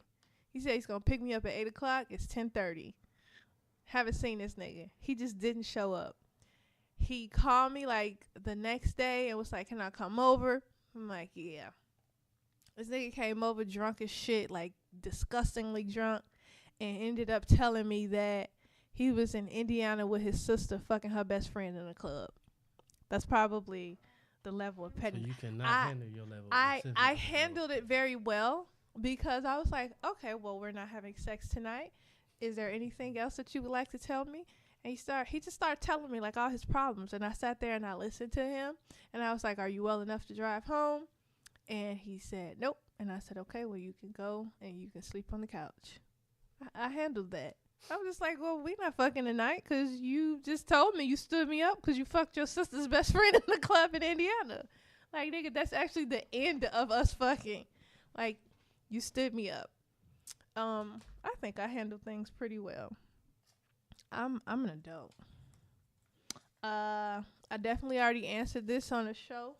Have I ever slept with a friend's boyfriend?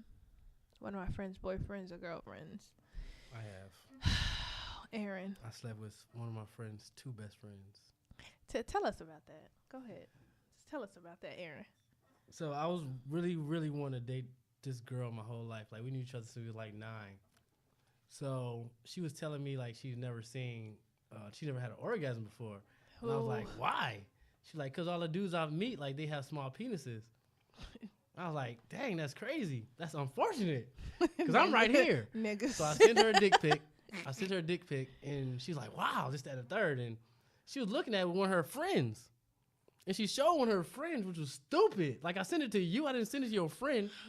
So she set me up. She gave me the bait. The bait was, my friend over here, we were looking at your picture and shit. And she was like, she ain't had nothing in a while. She want to give you some. Niggas. And I'm like, yo, I'm trying to fuck you. Why did you even show her? She's like, well, I ain't trying to fuck with you like that. I guess she was like, she's throwing me the bait. I ain't trying to fuck with you like that. My friend wants you. So my stupid ass went over there. I'm like, fuck, I ain't had no ass in a while. I don't want to hit this girl. I want to hit her. So I'm sitting there thinking. She looked at me and she was like, you fuck this bitch. I ain't never going to talk to you again. So she walked out the house. We was in her house. And I had sex with her. It was the worst sex ever. I didn't bust. I was just hitting. And I was like, you know what? This shit is stupid. What the fuck am I doing? And I was mad at myself for letting my dick take control. And I fucked 2 of her best friends too. That's wow. Wow. I've never done that. I have never. I've never slept with like any of my friends, like boyfriends or anything. But I definitely did smash a dude that everybody in my group, like, they all thought he was fine. But he talked to me first. And I was like, well, I always wonder. He didn't like, talk to you. How do girls smash something? Like, when y'all don't do that much work in the bed, like, y'all lay there, you actually get on top and you like, I gotta get on top? Oh, yeah, I need you to get on top one time. What the fuck? That's when you smash, when you do the fucking work. When you actually do the work, then women can be like, I smashed him. If you out there on your back for like 40 minutes the whole time, get your ass out of here. Or your stomach. You ain't doing no work. When you put in work, you can say you smashed. And I commenced to smash. So I can say that, but I'm not that person. I've never slept with like a friend's boyfriend or anything. Oh, I definitely need to put a question in here, like have a friend, significant other try to holler at you. I'm so horrible. I'm trying to change my ways, but it's very hard that I find girls I like, and when I do, I'm being consistent of fucking it up. Oh man, Aaron, I'm gonna get you a shirt. The shirt so far on this podcast says you're trash. I'm gonna get you one of those because I got one. Eric has one. Shout out to my best friend Dominique. I just gave her one today. We're all trash people, and we're I'm trying in to therapy, be better. though. I'm trying to get better. I am getting better. And when you get better, I'm gonna get you a shirt that says "I was trash, now I'm better." That's how that's gonna go. Yeah, that's it for in my box. I don't want. It's a lot of people been in my box, so I'm taking a break. I'm on break, y'all. Let's get into some shout outs of the week. First shout out goes to shout out to my mama who got me tickets to DePaul game. They played Marquette University this last Tuesday. DePaul lost like something stupid. They lost by like 20 points. Marquette just beat their ass. My mama is also messy because this game that I went to, my ex-boyfriend is also the head coach, not the head coach, the assistant coach for DePaul University. So shout out to him. Although y'all lost and you looked upset, shout out to you and your whack-ass DePaul team. But it was I enjoyed myself at the game. Shout out to Donna for giving me my palm reading today. Yeah, I want to tell y'all this. So this is what I was telling y'all before we started recording. So I got my palms read today, and I was told that I was gonna get married and have 2 children by this husband, late 30s. But I was also told that I'm going to have several marriages because what did she say? She said you're going to be married several times because you're too independent and you don't like when people tell you what to do. I was like, nigga, that sounds exactly like me. I was like, I'm going to be married several times. She's like, yeah, you and your stubbornness. There's a stubbornness about you. And I'm like, nigga, I'm a Taurus. I'm extremely stubborn. So I look forward to my marriages and my divorces and my other marriages and my other divorces. Divorces aren't fun. I understand that, but I look forward to them so that I can live, learn, and have a fucking party. And I was also told that I was going to have 2 children. Y'all know how I feel about kids. I don't fucking want them. But apparently I'm going to birth children from my vagina in my late 30s. So y'all, this shout out to Donna. She read my palms, and she's actually going to I met with her as a business venture to have her own podcast. But when I tell you she was on the money, like with everything, because she was just like reading the entire fuck out of my life, and I didn't tell her anything. I did not tell her not one piece of anything. You are stubborn too. I just want to add that. I'm stubborn as fuck. Like, I know that. So shout out to that. And then also shout out to, like I said in the beginning, Your Happy Place Liquors, which is here in Chicago in Logan Square. Y'all want to do events there. They do private events. They do wine, liquor, beer tastings. If you're into cigars, they do all of that. You can look them up on IG, Your Happy Place. And it should be like a their picture is like a little cartoon character of a can of beer or something. So shout out to them. Aaron, you got some shout outs for the week? I want to give a shout out to my whole Baby Fever cast. My second movie, wrote and directed, starring Mimi. Our last shoot is on the 23rd of March. Y'all, I need y'all all to be there on time, man. We about to finish this joint. This joint about to make 1 million views. A milli. Because we got some hits, so that shit is funny as hell. So shout out to my Baby Fever cast. Shout out to the Baby Fever cast. It's going to be a good movie, y'all. Got some more shout outs? That's it. So basically, shout out to the Baby Fever cast and fuck everybody else except for his hoes. Shout out to all my hoes. I would like to give a shout out to all of my hoes. I have also learned today through my poem reading that I have a lot of hoes. I mean, she didn't say it that way, but she basically said I have hoes. I was like, girl, okay. That's it, y'all. Eric, you got some shout outs? No. Eric is like, I don't want no parts of this.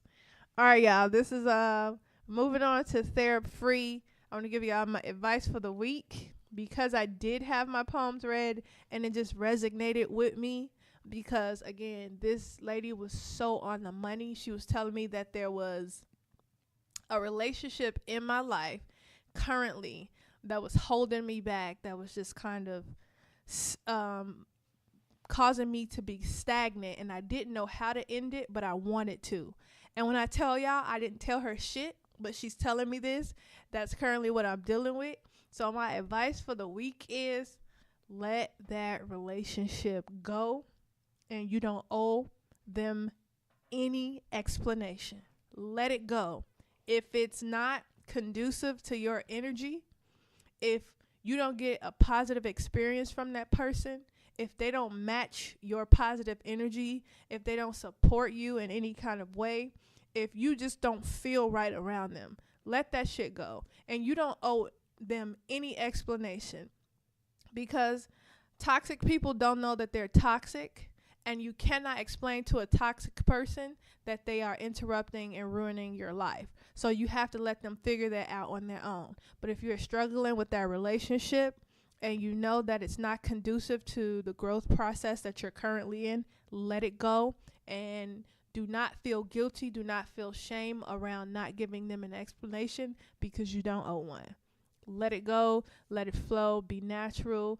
Stand in your stance and continue on your path of growth. But the first thing you have to do in order to get out of your own way is to literally let that relationship go, because you will not grow and you cannot get around to what you're supposed to get to if you don't let go of that relationship. Yeah. Damn, I feel like you was talking to me because I need to let that motherfucker go.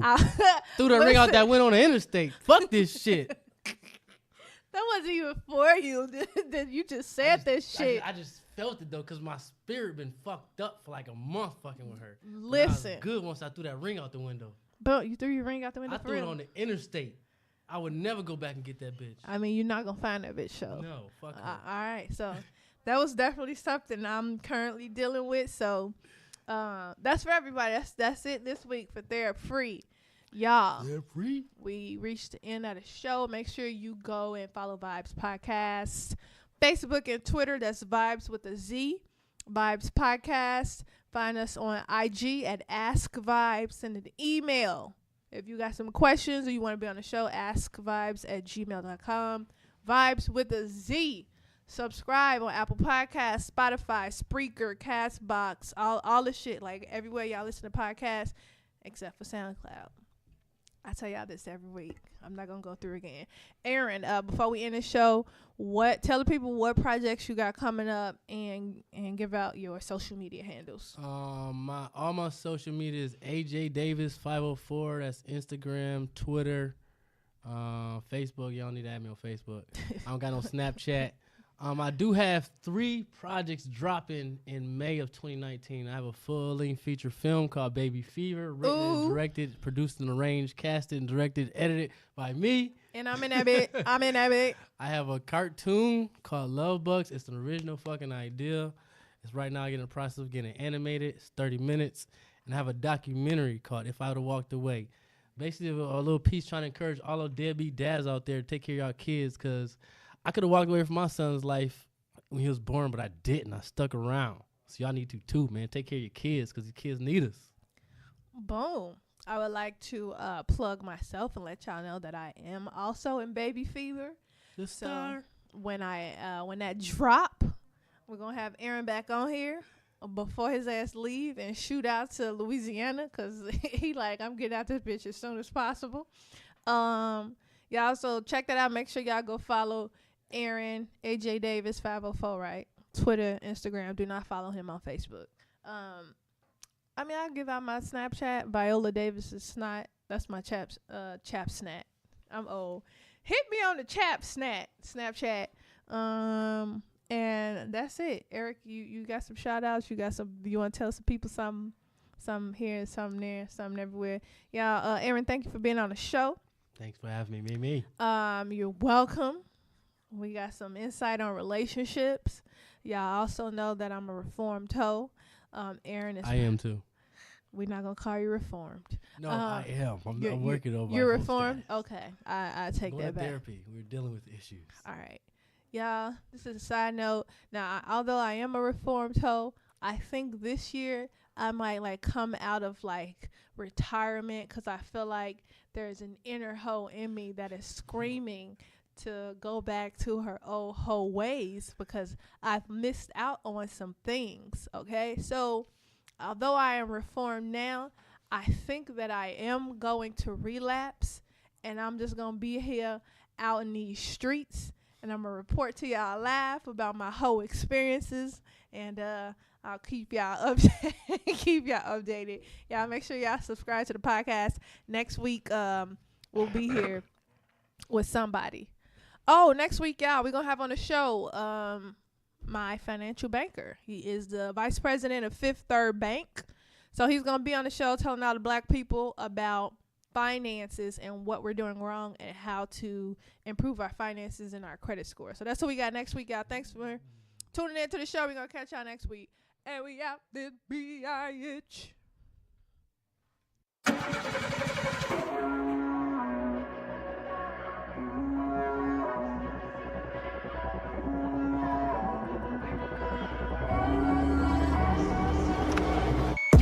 Shoot my pins, I'm riding on a freak show.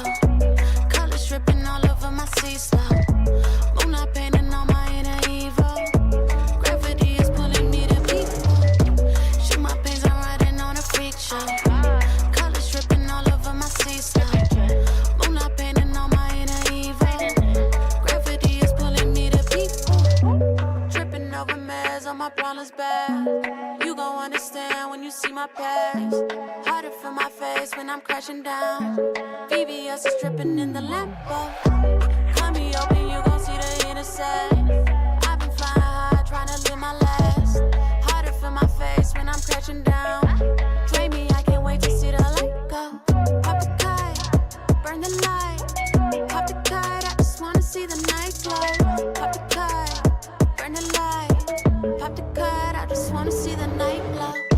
Shoot my pins, I'm riding on a freak show. Colors dripping all over my C-slow. Moonlight painting on my inner evil. Gravity is pulling me to people. Shoot my pins, I'm riding on a freak show. Colors dripping all over my C-slow. Moonlight painting on my inner evil. Gravity is pulling me to people. Slimy, my diamonds dripping slow and hot, a lot I can't find. It's the shawty out the projects, they don't know my name. We be in the phantom like we walking to the copping things. I don't give a damn about you talking, let my chopper sing. You wanna let that money talk. Big body baby stepping on toes from just high walls. Big body benzing on the show, and all they do is go. I don't take a loss, kill them all like I'm not in chalk. With me on my balls, got me leaning like a creepy wall. Bitches blowing calls, till them all sucking like they smalls. I'm an angel, he gon' love me like them free codes. Diamond twisted vixens spicing like a freak show. Go and take a CEO. Shoot my pins, I'm riding on a freak show.